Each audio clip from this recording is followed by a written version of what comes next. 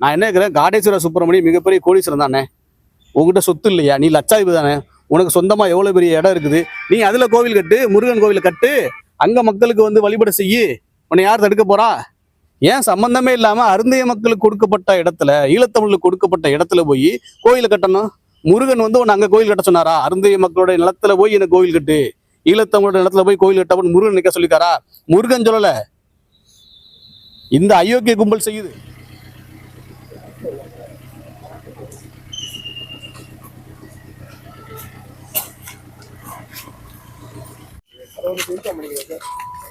திருப்பூர் மாவட்டம் பெருமாநல்லூர் ராக்கியாபட்டி பகுதியில் கடந்த 1904ஆம் ஆண்டு அன்றைய முதல்வர் மாண்புமிகு ஜெயலலிதா அவர்களால் ஈழத்தமிழர்களுக்காகவும் பட்டியல் பிரிவில் இருக்கக்கூடிய அருந்தைய மக்களுக்காகவும் வீட்டு பட்டா கொடுக்கப்பட்டது, இடம் நிலம் வழங்கப்பட்டது. அதை பொருட்படுத்த முடியாத சிலர் அங்கே திடீரென ஒரு கோவிலை ஒரு சிலை மாதிரி வைக்கிறாங்க. சில நாட்களில் அது ஒரு பெரிய கோவில் மாதிரி செட்டு மாதிரி போட்டு கோவில் நடத்துகிறாங்க. இதை எதிர்த்து அங்கே இருக்கக்கூடிய அந்த பட்டா வழங்கிய மக்கள் நீதிமன்றத்தை வழக்கு தொடுக்கிறாங்க. வழக்கு பல ஆண்டுகளாக கடந்த அக்டோபர் 2025ஆம் ஆண்டு தீர்ப்பு வருகிறது. பட்டா வழங்கப்பட்டது. அது பாதிக்கப்பட்ட அந்த மக்களுக்கும் அருந்தைய மக்களுக்கும் ஈழத்தமிழருக்கும் சொந்தமான இடம், அவங்களுக்கு அந்த நிலத்தை கொடுத்துருங்க, அங்கு வேறு ஏதாவது ஆக்கிரமிப்புலாம் இருந்தால் அதை அகற்றிடுங்க என்று தான் நீதிமன்றம் சொல்லியிருக்கிறாங்க. அதன் அடிப்படையில் தமிழ்நாடு அரசு அங்கே இருக்க திருப்பூர் காவல்துறை அங்கே ஆக்கிரமிப்பில் அகற்றும் போது அங்கே ஒரு சின்ன செட்டு போட்டு கோவில் மாதிரி வச்சுருக்கிறாங்க. அதை எடுத்ததை இந்து முன்னணி, காடேஸ்வர சுப்பிரமணியம், பாஜகவை சேர்ந்த பலர் உடனே அங்கே வந்துக்கிட்டு மக்களை திரட்டி இந்த கோவில் இடிக்கக்கூடாது, இது முருகன் குன்று, இந்த முருகன் குன்றை வந்து திமுக அரசு இடிக்குது, இந்துக்களுக்கு விரோதமாக இருக்குது அப்படின்னு ஒரு பொய் பரப்புரையை அதை வீடியோ எடுத்து அப்பாவி பக்தர்களை பேச விட்டு நாங்கள் எங்கள் இந்து மதத்தை காப்பாற்ற ஆள் இல்லையா, எங்கள் இந்து கடவுளை காப்பாற்ற ஆள் இல்லையா அப்படிலாம் பொய் பிரச்சாரத்தை முன்னெடுக்கிறாங்க.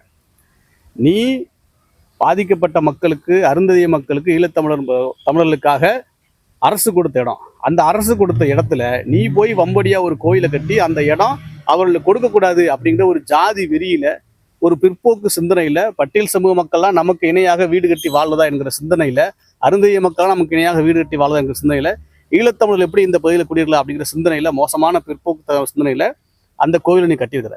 அப்போ அதை அகற்ற வேண்டியது காவல்துறையோட கடமை. அதை செய்யும் போது நீ ஆக்கிரமிப்பு செஞ்சு வச்சிருக்க, அருந்தைய மக்கள் இடத்தை நீ ஆக்கிரமிப்பு செஞ்சு வச்சிருக்கிற. ஆனா இந்து விரோத அரசு இந்து கோவில் அடிச்சது, முருகன் குன்றை உடைச்சது அப்படின்னு வந்து ஒரு பொய்ய சொல்ற. எதற்கு இந்த வேலை? எதற்காக நீ மக்களுக்கு கொடுக்கப்பட்ட இடத்தை நீ ஆக்கிரமிப்பு செய்யணும்? நான் என்ன கேட்குறேன்னா, இந்துக்களே ஒன்று திரளுங்கள், இன்றுக்களே ஒன்று கொடுங்கள், திருப்பரங்குன்றம் நோக்கி வாருங்கள் அப்படிலாம் ராஜா பேசினாரு, நயினா நாகேந்திரன் பேசினாரு, அண்ணாமலை பேசினாரு, இந்து முன்னணி காடேஸ்வர பேசினாரு, ராம ரவிக்குமார் பேசினார் இல்லையா? அங்கே அருந்தைய மக்கள் யாரு? இந்துக்கள் தானே. ஈழத்தமிழர்கள் யாரு? இந்துக்கள் தானே. ஏன் அவர்களுக்கு கொடுக்கப்பட்ட இடத்தை நீ கையகப்படுத்த நீ திரு நினைக்கிற?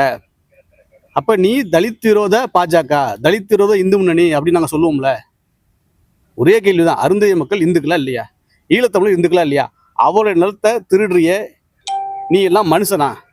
இதை வெக்கமே இல்லாம பாஜகவோட தலைவர் நயினா நாகேந்திரன் பதிவு போட்டிருக்காரு, கோவிலை இடிக்கிறது அப்படின்னு. கோவில் எங்க இருந்துச்சு? எத்தனை நாள் அந்த கோவில் இருந்துச்சு? நூற்றுக்கணக்கான ஆண்டுகாலம் இருந்துச்சா? ஆயிரக்கணக்காக இருந்துச்சா? இல்லையே.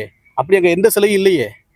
இவங்க திட்டமிட்டு அந்த நிலத்தை ஆக்கிரமிப்பாக, அந்த நிலத்தை திருடுவதற்காக, பச்சையா சொன்னா அந்த நிலத்தை திருடுவதற்காக இந்த வேலையை செஞ்சிருக்காங்க.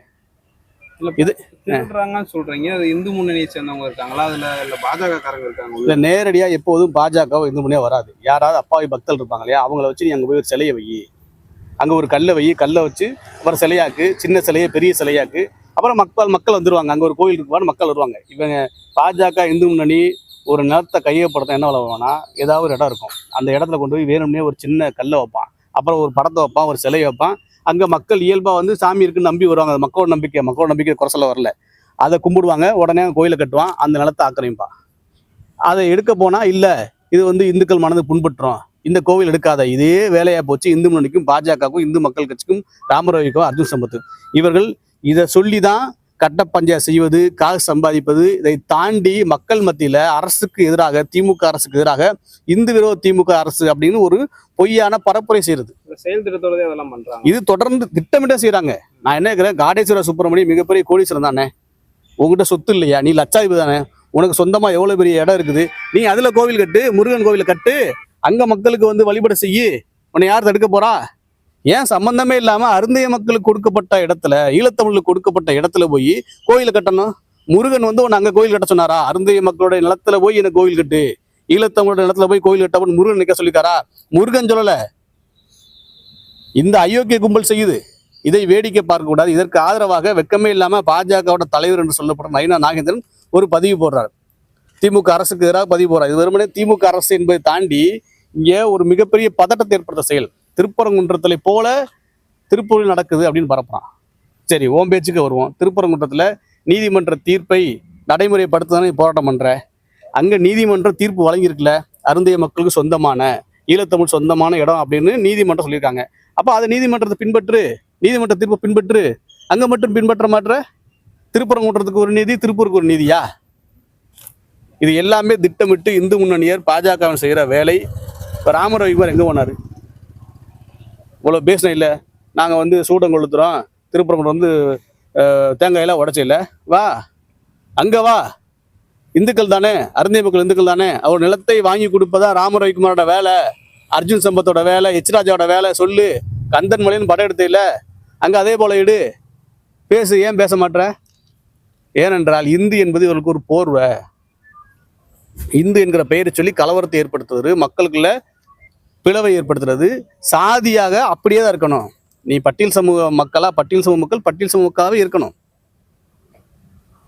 நான் என்ன கேட்குறேன்னா, அந்த மக்கள் ரொம்ப சாதாரண ஏழை எளிய பின்னிலிருந்து இன்னமும் அருந்தி சமூக மக்கள் அங்கே கிடைக்கிற வேலையை பார்த்துக்கிட்டு இன்னும் மலமல்லி பல பேர் இறந்து போயிடுறாங்க. துப்புரவு பணி வேலை செய்கிறாங்க. ஒரு துப்புரவு பணியாளராக வேலை செய்கிற ஒரு குடும்பத்திற்கு ஒரு இடம் கிடைச்சா, ஒரு வீடு கிடைச்சா, அது எவ்வளோ பெரிய அவங்க வாழ்க்கையில முக்கியத்துவமானது. அதை செய்ய விட மாற்ற நீ.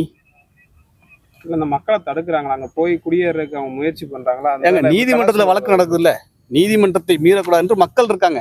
ஆனா இவன் நீதிமன்றத்தை மீறி அங்க வந்து ஒரு கோயிலை கட்டி ஒண்ணுமே இல்லையே. நீ ஆதாரத்தை கொடு. எத்தனை ஆண்டுகளாக, 100 ஆண்டுகளாக இருந்துச்சா, 200 ஆண்டுகளாக அந்த கோயில் இருந்துச்சா? ஆதாரத்தை கொடு. நாங்க நேர கேட்குறோம், நீ பேசுறில்ல, ஆதாரத்தை கொடு. பெருமானூர் ராக்கியாபட்டியில நீ சொல்ற திருப்பரங்குன்றம் முருகன் எத்தனை திருப்பரங்குன்றம் என பேர் போட்டிருக்காங்க, குமரன் அப்படின்னு போட்டிருக்காங்க. அந்த கோவில், முருகன் கோவில், குன்றம் முருகன் கோவில் எத்தனை ஆண்டுகளா இருந்துச்சு? 500 ஆண்டுகளா இருக்கா? 100 ஆண்டுகளா இருக்கா? ஆதாரத்தை காட்டு, பேசுவோம். அதை நீங்க அந்த படத்தை பார்த்தாலே தெரியும். அது செட்டு, 4 பக்கம் தார்பாய் போட்டு 4 சிலையை வச்சிருக்காங்க. அதனால இந்த பொய்யான செய்தியை பரப்பி தமிழ்நாட்டில் மத மோதலை உருவாக்கும் விதமாக செயல்படுகிற பாஜக தலைவர் நயினா நாகேந்திரன் மீது நடவடிக்கை எடுக்க வேண்டும். அதே போல இந்து முன்னணி காடேஸ்வர சுப்பிரமணியன் அவர் மீது நடவடிக்கை எடுக்கணும். அதே போல இந்த செய்தியை நிறைய பாஜகவை சேர்ந்த சோசியல் மீடியா இணையதளங்களில் பரப்புறாங்க. அந்த இணையதள பக்கங்களை முடக்க வேண்டும். இவர்கள்லாம் தொடர்ந்து மக்கள் மத்தியில் ஒரு பொய்யான செய்தியை பரப்புறாங்க. இந்த தாமரை டிவி அப்படின்னு ஒரு டிவி இருக்குது, டிஎன் மீடியா டிஜிட்டல் அப்படின்ற பேர்ல இருக்காங்க. இவங்கெல்லாம் இந்த செய்தியை தொடர்ந்து பரப்பிட்டு இருக்காங்க. இந்த சேனல்லாம் தமிழ்நாடு அரசு உடனடியாக முடக்க வேண்டும். ஏன்னா இது மத மோதலை உருவாக்குது. குறிப்பிட்ட ஜாதி மக்களுக்கு எதிராக ஒரு வன்மத்தை மக்கள் மத்தியில் கட்டமைப்புது. அதனால இந்த இணையதள பக்கங்கள், இந்த யூடியூப்லாம் வந்து முடக்கப்படணும் அப்படிங்கிறது நான் கோரிக்கையை வச்சுக்கிறோம்.